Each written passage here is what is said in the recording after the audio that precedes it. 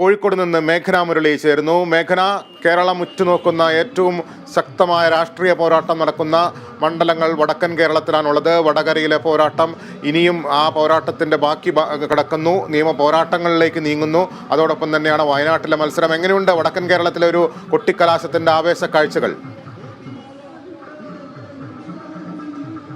ലിബീഷ്, സംസ്ഥാനത്തിൽ തന്നെ ഏറ്റവും വലിയ മത്സരം നടക്കുന്ന അല്ലെങ്കിൽ ഏറ്റവും കൂടുതൽ ശ്രദ്ധയാകർഷിക്കുന്ന മത്സരമുള്ള മണ്ഡലങ്ങൾ ഉൾപ്പെടുന്ന ജില്ലയാണ് കോഴിക്കോട് ജില്ല എന്ന് പറയുന്നത്. ആ കോഴിക്കോട് ജില്ലയിൽ പരസ്യപ്രചാരണത്തിന്റെ അവസാന മണിക്കൂറുകൾ പിന്നിടുമ്പോൾ അത്രയധികം ആവേശത്തിലാണ് നാടും നഗരവും എന്ന് പറയേണ്ടി വരും. ഞാനിപ്പോൾ നിൽക്കുന്നത് പാളയത്താണ്. പാളയം ജംഗ്ഷനിലാണ് നിൽക്കുന്നത്. ഇവിടെയാണ് കോഴിക്കോട് ലോക്സഭാ മണ്ഡലത്തിലെ മൂന്ന് മുന്നണി സ്ഥാനാർത്ഥികളും ഒരുമിച്ചെത്തുന്നത്. ഇവിടെയാണ് മുന്നണികളുടെ കൊട്ടിക്കലാശം നടക്കുന്നത്. ഇവിടേക്ക് സ്ഥാനാർത്ഥികളും അണികളും പ്രവർത്തകരും ഒക്കെ എത്തുന്നതേയുള്ളൂ. ഈ പാളയത്ത് ഞാൻ നിൽക്കുന്ന ഈ ഭാഗത്താണ് മൂന്ന് വശങ്ങളിലായിട്ട് ഇടതും വലതും ആയിട്ട് LDFും UDFും ഉണ്ടാകും. നടുക്കായിട്ട് NDA സ്ഥാനാർത്ഥി ഉണ്ടാകും. അങ്ങനെ മൂന്ന് ഭാഗങ്ങളിലാണ് പ്രചരണം കേന്ദ്രീകരിച്ചിരിക്കുന്നത്. ഇതിൽ പ്രധാനപ്പെട്ട കാര്യം എന്ന് പറയുന്നത് ഒരേ സ്ഥലത്താണ്, അതായത് മൂന്ന് മുന്നണികൾക്കും ഒരേ സ്ഥലത്താണ് ഈ പ്രചരണത്തിന് വേണ്ടി, കൊട്ടിക്കലാശത്തിന് വേണ്ടി സ്ഥലം നൽകിയിട്ടുള്ളത്. അതുകൊണ്ട് തന്നെ ഇവിടെ ഈ കോഴിക്കോട് നഗരത്തിൽ പാളയത്തിൽ പ്രചരണം, കൊട്ടിക്കലാശം, അവസാനഘട്ട പ്രചരണം അത്രയും ആവേശത്തിലാവും. മൂന്ന് മുന്നണികളും ഒന്നിച്ചെത്തുന്ന ഒരു സംഗമ ഭൂമിയായി കോഴിക്കോട് മാറും, പാളയം മാറും എന്നുള്ളതാണ് ഏറ്റവും പ്രധാനപ്പെട്ട കാര്യം. ലിബിഷ്, ഈ പാളയം എന്ന് പറയുന്ന പേര് തന്നെ ഒരു അർത്ഥമുണ്ട്. സംഗമ ഭൂമി അല്ലെങ്കിൽ എല്ലാവരും സംഗമിക്കുന്ന ഒരു ഭൂമി എന്നുള്ള അർത്ഥം കൂടിയുണ്ട്. അതുകൊണ്ട് തന്നെ ആ ഒരു അർത്ഥം കൈവരിക്കുന്ന രീതിയിലേക്ക് ഇവിടുന്ന് മുന്നണികളുടെ ഒരു പ്രചരണം മാറും എന്നുള്ളതാണ്. കോഴിക്കോട് ജില്ലയിൽ കഴിഞ്ഞ 45 ദിവസമായി കോഴിക്കോട് ജില്ലയിൽ കണ്ടുവരുന്ന ഒരു പ്രചരണ കാലഘട്ടം, ഉയർത്തിയതും ഉയർത്താത്തതുമായിട്ടുള്ള എല്ലാ കൊടികളും താഴാൻ പോവുകയാണ് 2 മണിക്കൂറിന് ശേഷം. കഴിഞ്ഞ 45 ദിവസത്തെ കുറിച്ച് പറയുമ്പോൾ അത്രയും സംഭവ ബഹുലമായിരുന്നു.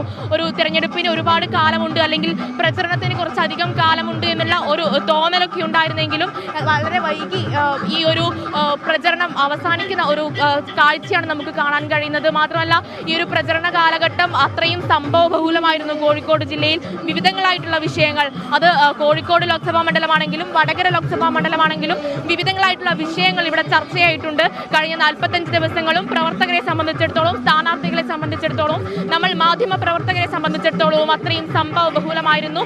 ദിവസം പോയതറിഞ്ഞില്ല. അതിന്റെ ഒരു പരിസമാപ്തിയാണ് ഇവിടെ ഉണ്ടാകാൻ പോകുന്നത്. ഇനി ഉയർത്തിയ കൊടികളും പ്രചരണ വേഗതയും ഒക്കെ കുറയാൻ പോകുന്നു. 2 മണിക്കൂറുകൾ മാത്രമാണ് ഈ സ്ഥാനാർത്ഥികൾക്ക് പ്രചരണം അല്ലെങ്കിൽ പരസ്യ പ്രചരണത്തിന് വേണ്ടിയുള്ളത്. ഇവിടെ രാവിലെ 7:30 മുതൽ തന്നെ വിവിധങ്ങളായിട്ടുള്ള കോഴിക്കോട് ജില്ലയുടെ വിവിധ ഭാഗങ്ങളിൽ നിന്ന് 3 സ്ഥാനാർത്ഥികളും റോഡ് ഷോ ആരംഭിച്ചിട്ടുണ്ട്. അതിന്റെ ഒരു പൂർത്തീകരണം, ഒരു സമാപന വേദി എന്ന രീതിയിലാണ് ഈ പാളയം മാറാൻ പോകുന്നത്.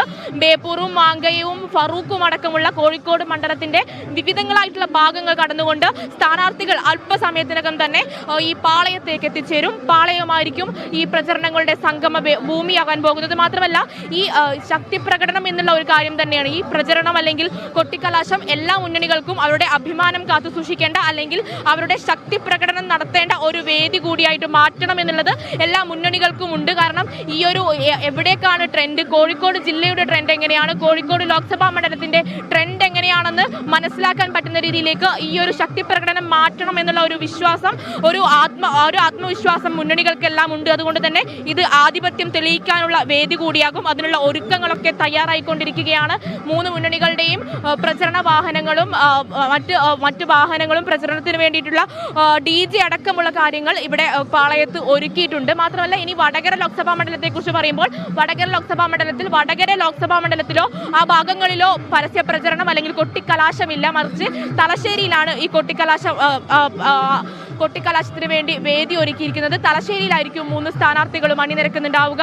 തലശ്ശേരി പഴയ ബസ് സ്റ്റാൻഡിൽ ശൈലജ ടീച്ചറും തലശ്ശേരി പുതിയ ബസ് സ്റ്റാൻഡിൽ ഷാഫി പറമ്പിലും പ്രചരണത്തിന് വേണ്ടി അണിനിരക്കും. കോഴിക്കോട് ജില്ലയിൽ ഒരു നിയന്ത്രണങ്ങളുമില്ല, അതായത് ഈ കൊട്ടിക്കലാശത്തിന് വേണ്ടി യാതൊരുവിധ നിയന്ത്രണങ്ങളും കോഴിക്കോട് ജില്ലയിൽ ഏർപ്പെടുത്തിയിട്ടില്ല. അതുകൊണ്ട് തന്നെ മാത്രമല്ല, കോഴിക്കോട് ലോക്സഭാ മണ്ഡലത്തെക്കുറിച്ച് പറയുമ്പോൾ വലിയ പതിഞ്ഞ രീതിയിലുള്ള ഒരു പ്രചരണ കാലഘട്ടം തന്നെയായിരുന്നു. അല്ലെങ്കിൽ ഒരു വലിയ ആവേശവും വിഷയങ്ങളും മറ്റും ഉയർന്നു വന്നിരുന്നെങ്കിലും വലിയ ജനക്കൂട്ടമോ അല്ലെങ്കിൽ വലിയൊരു ആവേശമോ ഈ ഒരു മുന്നണികൾക്കൊന്നും പ്രത്യക്ഷത്തിൽ കാണാൻ കഴിഞ്ഞിട്ടുണ്ടായിരുന്നില്ല.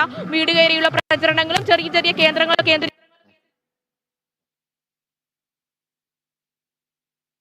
മേഘന തുടരും.